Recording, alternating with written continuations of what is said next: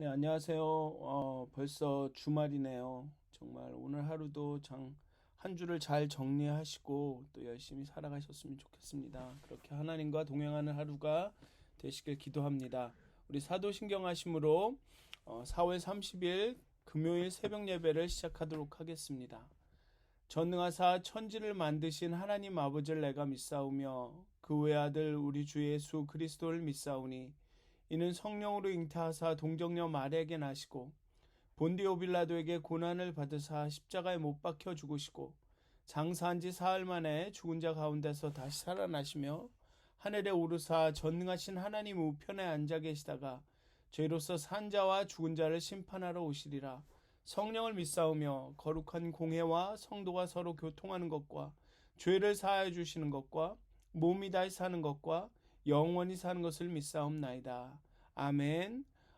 찬송가 197장 함께 찬양하시겠습니다. 찬송가 197장입니다. 통합으로는 178장입니다. 찬송가 197장 은혜가 풍성한 하나님은 함께 찬양하도록 하겠습니다. 찬송가 197장입니다.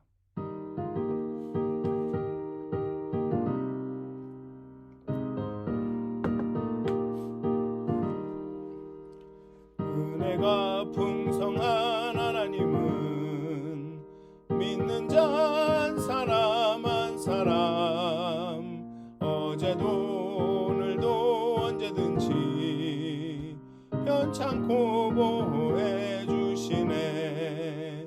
주여 성령의 은사들을 오늘도 내려 주소서. 성령의 뜨거운 불길로서 오늘도 충만케 하소서. 정욕과 죄악에 물든 맘을 성령의 불길로 태우사 정결케 하소서. 태우소서. 깨끗게 하여 주옵소서. 주여 성령의 은사들을 오늘도 내려 주소서. 성령의 뜨거운 불길로서 오늘도 충만케 하소서. 희생의 제물로 돌아가신 어린 양 우리 주 예수여 구속의 은혜를 내리시사 오늘도 구원해 주소서. 주여 성령의 은사들을 오늘도 내려 주소서. 성령의 뜨거운 불길로서 오늘도 충만케 하소서. 주님의 기쁘신 은혜만을 세상에 널리 전하리라. 하늘의 능력과 권세로서 오늘도 입혀주옵소서. 주여 성령의 은사들을 오늘도 내려 주소서. 성령의 뜨거운 불길로서 오늘도 충만케 하소서. 아멘. 찬송가 204장 한 장 더 찬양하시겠습니다. 찬송가 204장입니다. 통합으로는 379장입니다. 찬송가 204장 주의 말씀 듣고서 찬양하도록 하겠습니다. 찬송가 204장입니다.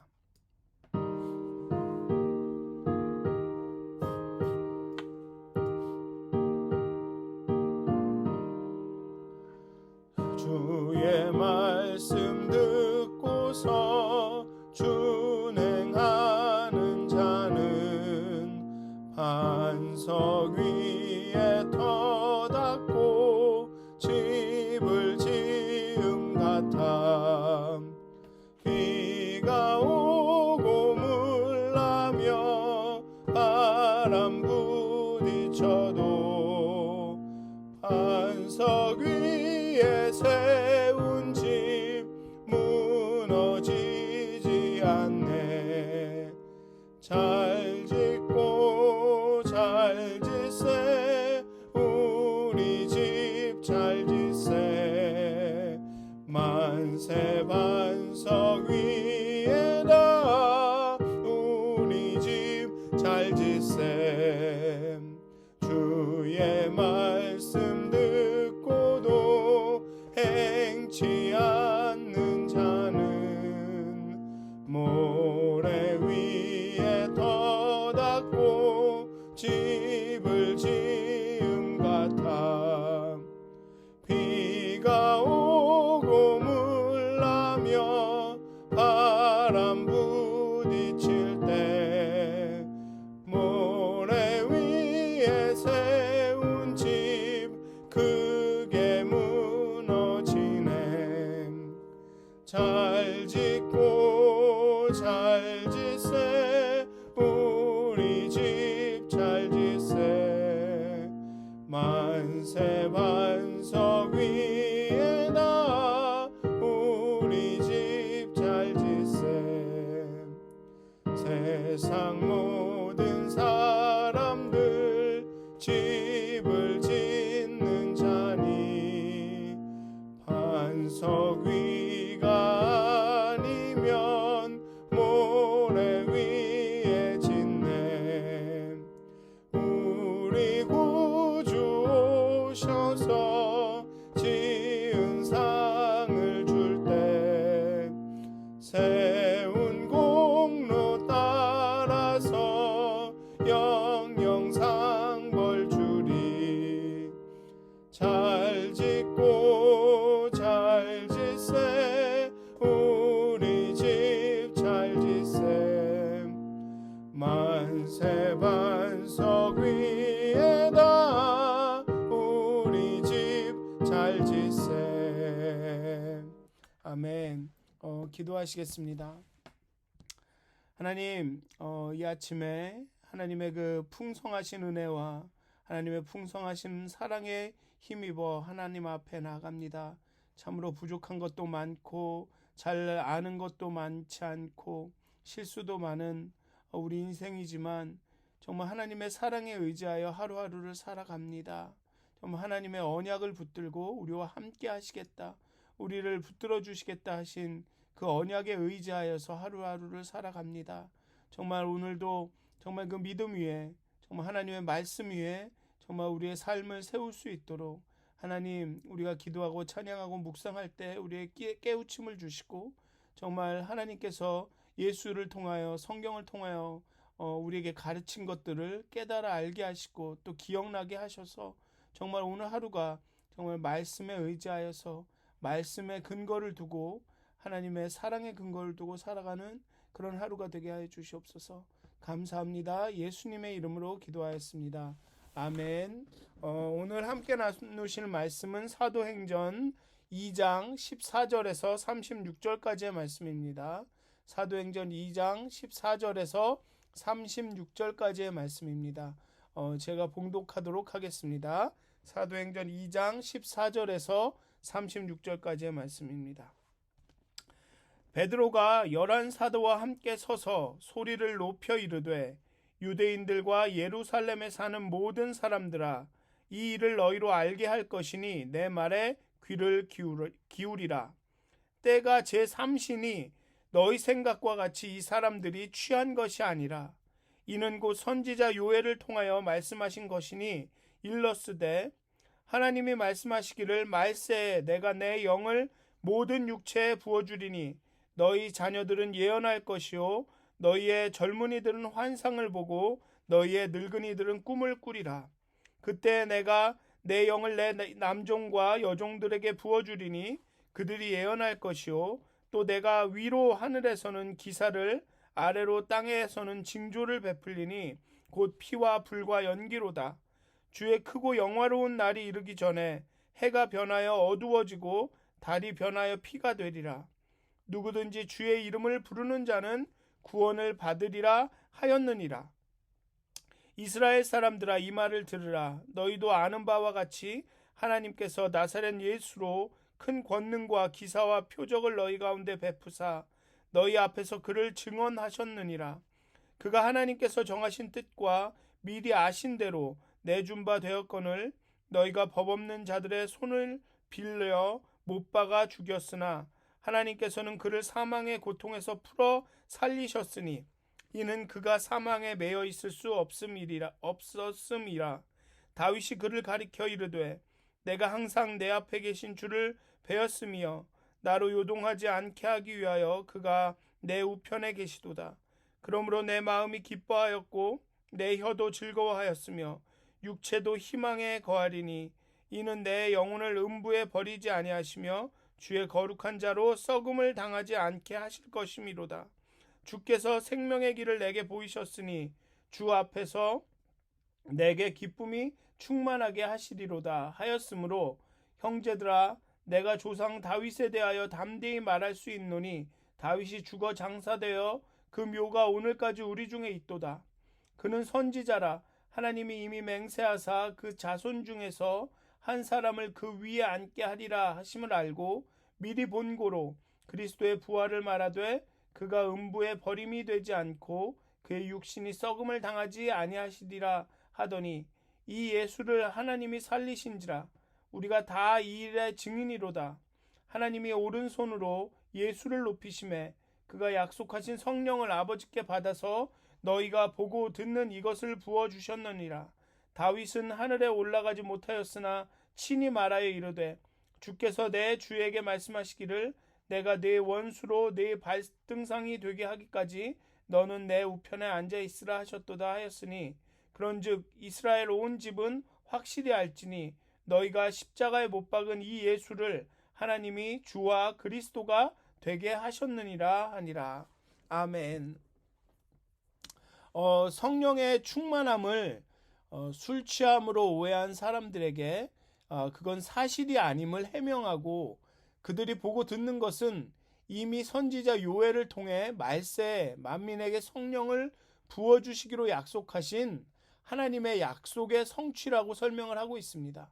그리고 베드로는 예수의 십자가 죽음과 부활은 이미 시편에 예언된 메시아의 부활을 성취하는 사건이며 그를 통해서 예수님이 주가 되셨고 메시아 되셨음을 그리스도 되셨음을 입증한다라고 설교하고 있습니다.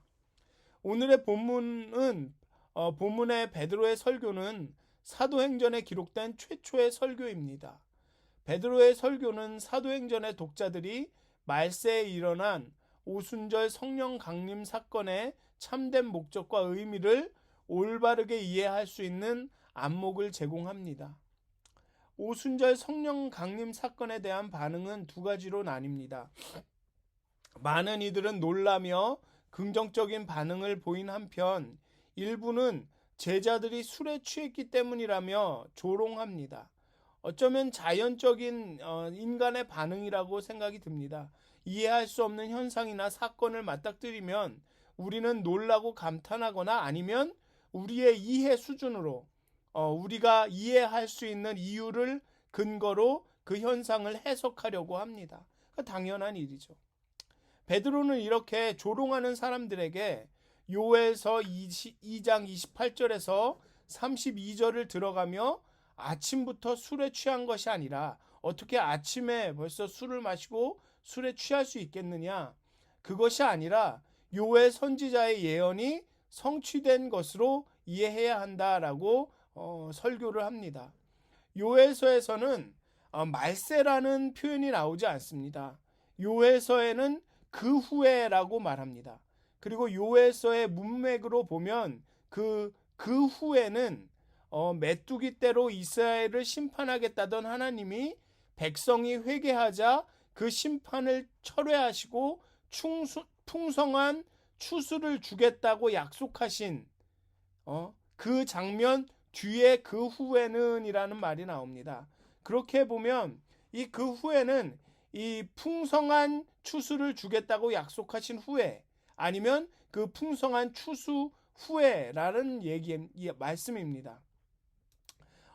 곧 그것은 추수의 때를 언급하고 있는 거죠. 추수의 때가 가까운 때 아니면 추수의 때가 일어난 후에, 즉 신약에서 이 추수의 때는 말세로도 하나님의 심판의 때, 예수의 재림의 때로도 많이 해석됩니다. 따라서 누가는 그 후 성령이 임하는 때를 말세의 때로 해석을 한 것입니다. 즉 하나님께서 그 영을 모든 백성에게 부어주시는 그때가 바로 말세의 때로, 추수의 때로 이해를 한 것입니다. 그리고 성령이 임하여서 능력으로 역사하는 때는, 그때는 바로 마지막 때라는 것입니다. 종말, 또 제가 계속 말씀드렸듯이 누가복음에서도 그렇고 계속 말씀드렸듯이 신약에서의 종말, 마지막 때는 멸망하고 없어지고 나라가 지구가 이렇게 폭파되고 이런 때가 아니라 새로운 나라의 시작입니다. 사실 성경에서 말하는 종말과 마지막 때는 소망과 구원을 의미합니다. 하나님의 나라가 시작되고 하나님의 나라가 이 땅 가운데 임하는 그 때를 말하는 거죠. 구원이 시작되었고 하나님 나라가 임하기 시작했다는 것입니다. 그렇기 때문에 오늘의 본문 요엘서에 나오는 것처럼 주의 이름을 부르는 자는 구원을 받게 되는 것입니다. 그래서 그렇게 하나님의 나라가 임하면, 그 말세가 때가 되면 어떤 일이 일어나는가? 모든 육체에 하나님의 영이 부어지면 예언, 환상, 꿈을 예언을 하고 환상을 보고 꿈을 꾸게 된다고 합니다. 이것을 굳이 반드시 성령의 어떤 극적인 체험만을 의미한다라고 해석할 필요는 없습니다. 물론 그런 일이 일어날 수도 있겠지만 사실 예언은, 구약에서 보는 예언은 우리가 생각하고 있는 것처럼 미래를 점치는 것이 아닙니다. 예언은 과거의 일들을 통해, 그리고 말씀을 근거해서 과거에 이런 일들을 하고 이렇게 잘못했을 때 하나님께서 우리를 이렇게 심판하셨기 때문에 앞으로 우리가 이렇게 살면 우리도 과거에 일어난 것처럼 똑같이 혼날 것이다, 심판을 받을 것이다, 그러니까 깨어나라, 조심해라 라고 사람들을 경고하고 일깨우는 것이 바로 예언입니다. 점장이처럼 어디 가지마, 위험해, 어떻게 하면 잘 될 거야, 이렇게 해야지 문제가 없어, 이런 것이 예언이 아닙니다. 그리고 환상이라는 것은 영어로 비전입니다. 본다는 것이죠. 보는 눈이 생긴다는 것입니다. 현실을 보는 눈이, 미래를 꿈꾸는 소망이, 그런 눈이 생긴다는 겁니다. 그런 눈을 갖게 된다는 것입니다. 간단히 말하게 되면 성령님의 도움으로 예전에는 깨닫지 못했던 것을 깨닫고 배우게 되며 그를 통해서 미래를 바라보고 소망을 가지고 살아가게 된다는 것입니다. 그렇게 모든 육체에 하나님의 영이 부어지게 되면 그렇게 우리의 잘못된 현실을 깨닫게 되고 경고를 받고 일깨워지고 또 그렇게 미래를 향한 현실을 보는 눈이 생기고 소망을 갖게 된다는 것이죠. 그렇게 해석하는 것이 지금의 현실에는 더 맞는 것 같습니다. 꼭 그렇다고 해서 예언과 환상과 꿈을 성령의 극적 체험이 절대 아니다라고 말할 수는 없겠지만, 그렇다고 그것을 단순히 정말 성령의 그런 극적 체험만으로도 해석할 필요가 없다라는 말씀입니다.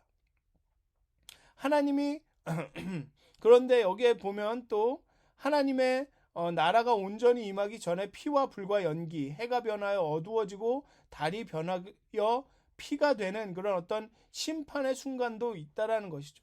구원이 나타나고 하나님 나라가 임하고 심판이 올 이 마지막 때에 예수님은 주요 그리스도가 되신다고 합니다. 메시아가 되신다는 것입니다. 예수님의 죽음과 부활하심은 예수님이 하나님이요 메시아이심을, 그리스도임을 증명한다고 베드로는 설교합니다. 그래서 요엘의 말처럼 누구든지 주를 부르는 자는 구원을 얻을 것인데, 부활을 통해 그런 예수가 그런 구원자임을, 주이심을, 또 그리스도이심을, 메시아이심을 냈습니다. 그래서 오늘 하루를 또 이렇게 살아가실 텐데요. 정말 그리스도께 예수께서 우리의 주이심을 그리스도이심을 주를 부르는 자는 구원을 얻게 될 것임을 정말 다시 한번 기억하셨으면 좋겠습니다. 그리고 하나님께서 약속하신 이 마지막 때 말세 모든 육체에게 부어주시라고 약속하신 이 성령을 좀 사모하셨으면 좋겠습니다. 다시 말씀드리지만 그것이 꼭 뭐 성령의 뭐 극적 체험 뭐 이렇게 막 흔히들 말하는 그런 체험이 아니라 정말 우리가 깨어나고 우리 영혼이 깨어나고 정말 우리가 하나님의 길을 바로 가고 있는가를 우리에게 알려주고 가르쳐주고 또 우리에게 현실을 볼 수 있는 눈을 주고 또 미래를 꿈꿀 수 있는 그런 어떤 소망을 주는 그런 성령의 역사를 사모하셨으면 좋겠습니다. 물론 성령님께서 그렇게 극적으로 역사하실 수도 있습니다. 그 가능성을 배제하자란 말은 아닙니다. 하지만 정말로 우리의 날마다 우리 삶 가운데 그 성령 충만함으로 역사하시는 하나님이 우리에게 주시는 것은 바로 그런 소망의 눈이고 현실을 볼 수 있는 정말 하나님의 관점으로 현실을 보게 해주는 눈이고 또 우리의 죄와 악을 깨닫게 하는 것이 정말 성령님의 참 사역이라는 것이죠. 그렇기 때문에 오늘도 그렇게 성령 충만함으로 정말 거룩한 삶을 하나님의 눈으로 세상을 보고 하나님의 눈으로 내일을 보는 그런 하루가 되시기를 주님의 이름으로 축원드립니다. 기도하시겠습니다. 하나님, 오늘도 정말 하나님의 그 능력의 장중에 우리를 붙들어 주시고 정말 주요 그리스도이신 예수님을 바라보며 소망 가운데 바라보며 오늘 하루를 지내게 하여 주시옵소서. 정말 성령의 충만함으로 하나님이 우리의 영혼을 밝히시고 정말 우리의 죄를 깨닫게 하시며 정말 우리가 세상을 보는 눈을 새롭게 하시고 정말 내일을 바라볼 수 있는 소망을 우리 가운데 부어주시옵소서. 성령을 통하여서 사랑을 우리 가운데 부으시듯이 정말 우리 가운데 성령을 통하여서 소망을 부으시고 평안을 부어주시옵소서. 그렇게 오늘 하루가 하나님으로 인하여서 구원자이신 예수로 인하여서 충만한 하루가 될 수 있도록 하나님께서 인도하여 주시옵소서. 감사합니다. 예수님의 이름으로 기도하였습니다. 아멘. 하늘에 계신 우리 아버지여, 이름이 거룩히 여김을 받으시오며 나라가 임하옵시며 뜻이 하늘에서 이루어진 것 같이 땅에서도 이루어지이다. 오늘 우리에게 일용할 양식을 주옵시고 우리가 우리에게 죄진 자를 사하여 준 것 같이 우리의 죄를 사하여 주옵시고 우리를 시험에 들게 하지 마옵시고 다만 악에서 구하옵소서. 나라와 권세와 영광이 아버지께 영원히 있사옵나이다. 아멘. 평안한 하루 되시길 기도합니다.